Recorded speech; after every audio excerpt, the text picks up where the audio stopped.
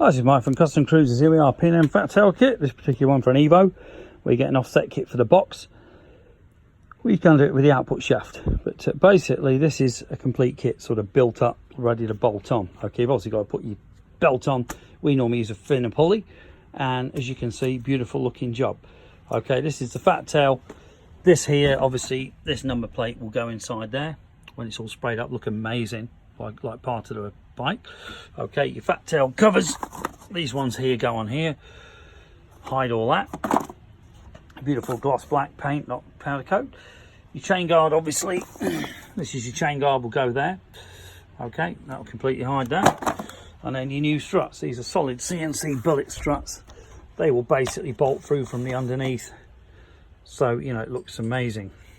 But and this here is the splash guard, which basically this will go like so on the bike, and obviously stop all the crap going all over your bike. But beautifully made by P&M in America. Okay, as you can see, this one here has got Ultima wheels and pulley, slightly thinner pulley than the original 1.5 for Gary's bike, whereas normally you'd have a 1.5 inch. We've put a 20mm belt kit on it. Okay, but beautiful looking thing. Obviously the fender, take that off, you could have a real short fender as well. If you want to make it look real fat, you know, have a real dagger fender as they call it, just finishes there.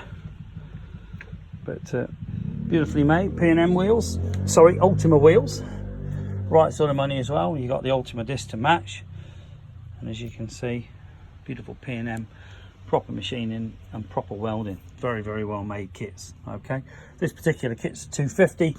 You can't get a 240 as well in it. Obviously I wouldn't go bigger than 250, because if you look, to miss the tyre, the pulley has to be spaced out, obviously, you know, and it's pretty close to the swinging arm, but obviously that's never going to hit that, you know. But the packing obviously is to protect it when you're fitting it. You don't want to wreck all your rims, so when you're fitting your brake calipers etc on this side,